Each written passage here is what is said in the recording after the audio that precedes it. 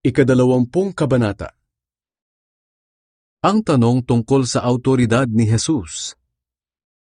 Isang araw, habang nangangaral ng magandang balita si Jesus sa mga tao sa templo, lumapit sa kanya ang mga namamahalang pari, mga tagapagturo ng kautusan, at mga pinuno ng mga Hudyo.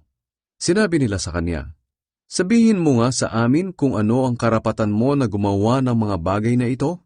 Sino ang nagbigay sa iyo ng awtoridad na iyan?" Sinagot sila ni Jesus, "Tatanungin ko rin kayo.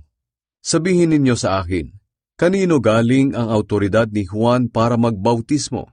Sa Diyos o sa tao?" Nag-usap-usap sila. Kung sasabihin nating mula sa Diyos, sasabihin niya, "Bakit hindi kayo naniwala kay Juan?" Pero kung sasabihin nating mula sa tao, babatuhin tayo ng mga tao, dahil naniniwala silang si Juan ay propeta ng Diyos. Kaya sumagot sila, "Hindi namin alam."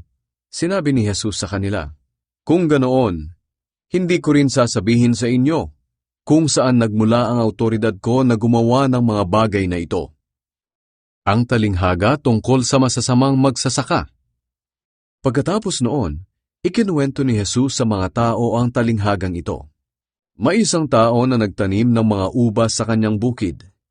Pagkatapos, pinaupahan niya ang ubasan niya sa mga magsasaka at pumunta siya sa malayong lugar at nanatili roon ng matagal.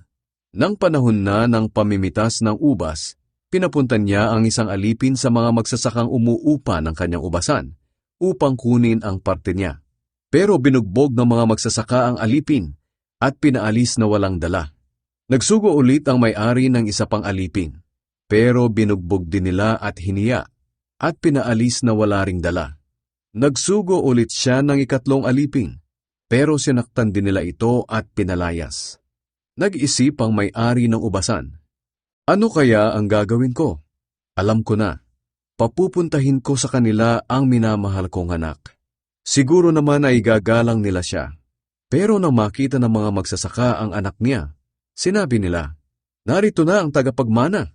Patayin natin siya para mapasa atin ang lupang mamanahin niya." Kaya dinala nila ito sa labas ng ubasan at pinatay.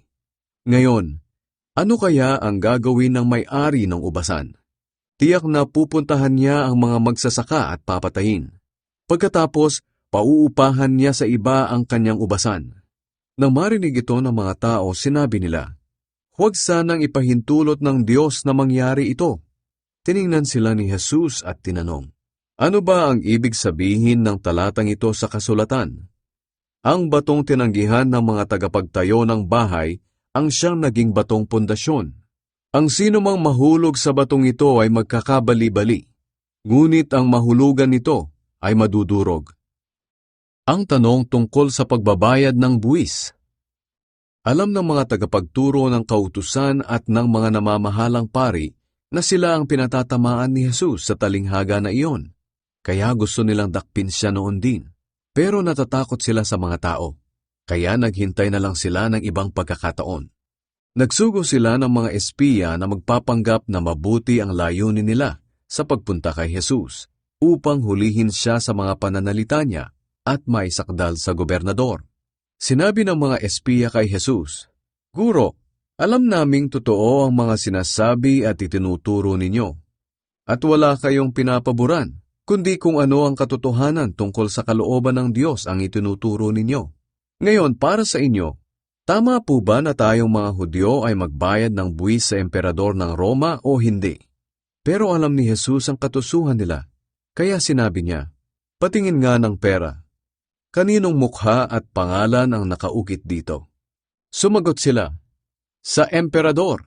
Sinabi ni Jesus, "Kung ganoon, ibigay ninyo sa emperador ang para sa emperador, at sa Diyos ang para sa Diyos." Nabigo sila sa pakay nilang mahuli si Jesus sa kanyang pananalita sa harapan ng mga tao, at dahil namangha sila sa sagot niya, tumahimik na lang sila. Ang tanong tungkol sa muling pagkabuhay. May ilang Saduseyo na lumapit kay Jesus at nagtanong. Ang mga Saduseyo ay hindi naniniwala sa muling pagkabuhay. Sinabi nila, "Guro, ayon po sa batas na isinulat ni Moises, kapag ang isang lalaki ay namatay na walang anak sa kanyang asawa, dapat ay pakasalan ng kapatid niyang lalaki ang naiwan niyang asawa para magkaanak sila para sa kanya. Ngayon, may 7 magkakapatid na lalaki. Nag-asawa ang panganay at namatay na walang anak. Kaya ang byuda ay napangasawa ng ikalawang kapatid. Pero namatay din siya na wala silang anak. Ganoon din ang nangyari sa ikatlo hanggang sa ikapitong kapatid. Namatay silang lahat na walang anak sa babae. At kinalaunan, namatay din ang babae. Ngayon, sa araw ng muling pagkabuhay ng mga patay, sino po sa 7 ang magiging asawa ng babaeng iyon dahil napangasawa niya silang lahat? Sumagot si Jesus, ang mga tao sa panahong ito ay nag-aasawa. Ngunit ang mga taong mamarapati ng Diyos na mabuhay muli sa panahong darating ay hindi na mag-aasawa. Hindi na rin sila mamamatay dahil matutulad na sila sa mga anghel. Sila'y mga anak ng Diyos dahil muli silang binuhay. Maging si Moises ay nagpapatunay na muling bubuhayin ng mga patay.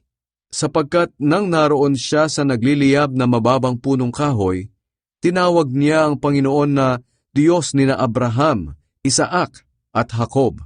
Hindi siya Diyos ng mga patay, kundi ng mga buhay. Para sa kanya ang lahat ay buhay.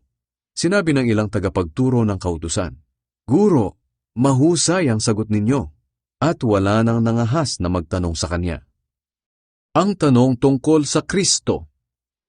Ngayon, si Jesus naman ang nagtanong sa kanila, bakit sinasabi ng mga tao na ang Kristo raw ay lahi lang ni David? Samantalang si David na rin ang nagsabi sa aklat ng mga salmo, sinabi ng Panginoon sa aking Panginoon, maupo ka sa aking kanan, hanggang sa mapasuko ko sa iyo ang iyong mga kaaway. Ngayon, kung tinawag siya ni David na Panginoon, paano masasabing lahi lang siya ni David? Babala laban sa mga tagapagturo ng kautusan.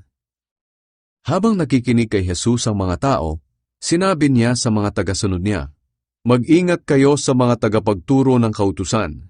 Mahilig silang lumibot na nakasuot ng espesyal na damit, at gustong-gusto nilang batiin sila at igalang sa matataong lugar.